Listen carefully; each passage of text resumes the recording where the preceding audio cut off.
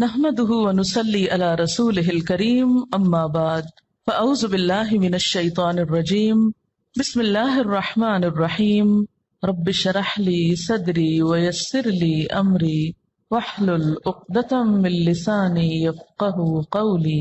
اللہ کی رحمت سے مایوس نہ ہو جاؤ، یقیناً اللہ سارے گناہ معاف کر دیتا ہے، وہ تو غفور الرحیم ہے۔ پلٹ آؤ اپنے رب کی طرف اور مطیع بن جاؤ اس کے، قبل اس کے کہ تم پر عذاب آ جائے اور پھر کہیں سے تمہیں مدد نہ مل سکے، اور پیروی اختیار کر لو اپنے رب کی بھیجی ہوئی کتاب کے بہترین پہلو کی، قبل اس کے کہ تم پر اچانک عذاب آ جائے اور تم کو خبر بھی نہ ہو۔ کہیں ایسا نہ ہو کہ بعد میں کوئی شخص کہے افسوس میری اس تقصیر پر جو میں اللہ کی جناب میں کرتا رہا، بلکہ میں تو الٹا مذاق اڑانے والوں میں شامل تھا، یا کہے کاش اللہ نے مجھے ہدایت بخشی ہوتی تو میں بھی متقی لوگوں میں سے ہوتا، یا عذاب دیکھ کر کہے کاش مجھے ایک موقع اور مل جائے اور میں بھی نیک عمل کرنے والوں میں شامل ہو جاؤں، اور اس وقت اسے یہ جواب ملے کہ کیوں نہیں، میری آیات تیرے پاس آ چکی تھیں، پھر تو نے انہیں جھٹلایا اور تکبر کیا اور تو کافروں میں سے تھا۔ آج جن لوگوں نے خدا پر جھوٹ باندھے ہیں، قیامت کے روز تم دیکھو گے کہ ان کے منہ کالے ہوں گے۔ کیا جہنم میں متکبروں کے لیے کافی جگہ نہیں ہے؟ اس کے برعکس جن لوگوں نے یہاں تقویٰ کیا ہے، ان کے اسباب کامیابی کی وجہ سے اللہ ان کو نجات دے گا، ان کو نہ کوئی تکلیف پہنچے گی اور نہ وہ غمگین ہوں گے۔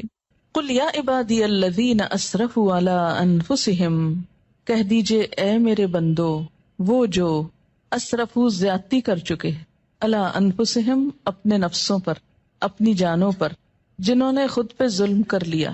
اسراف کہتے ہیں گناہوں کی کثرت اور اس میں بہت آگے نکل جانا، یعنی بڑے بڑے گناہ کر بیٹھے۔ ان سے بھی کیا کہا جا رہا ہے؟ لا تقنطوا من رحمت اللہ، اللہ کی رحمت سے مایوس نہ ہو۔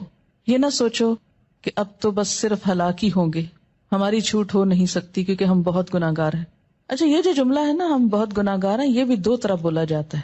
ایک تو حقیقت میں یو مین اٹ کہ ہم بہت گناہ گار ہیں، اور ایک یہ بہت گناہ گار ہیں دکھاوے کے طور پہ، ورنہ خود کو سمجھتے کوئی نہیں ہے گناہ گار، کیونکہ جو خود کو گناہ گار سمجھے وہ تو نظر ہی نہیں اٹھا سکتا، وہ تو حجت بازی کر ہی نہیں سکتا۔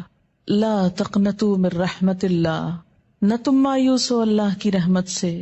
ان اللہ یغفر الذنوب جمیعا، بے شک اللہ معاف کر دے گا گناہوں کو سارے کے سارے۔ اس آیت میں یہ ہے نا کہ اللہ معاف کر نہیں سکتا، فرمایا نہیں کر سکتا ہے، کر دے گا، کرے گا۔ کیوں؟ انہ هو الغفور الرحیم، کیونکہ وہ غفور الرحیم ہے۔ یہاں ہر شخص کو مایوسی سے نکالا جا رہا ہے، کتنا بھی بڑا کوئی گزشتہ زندگی میں گناہ یا جرم کیوں نہ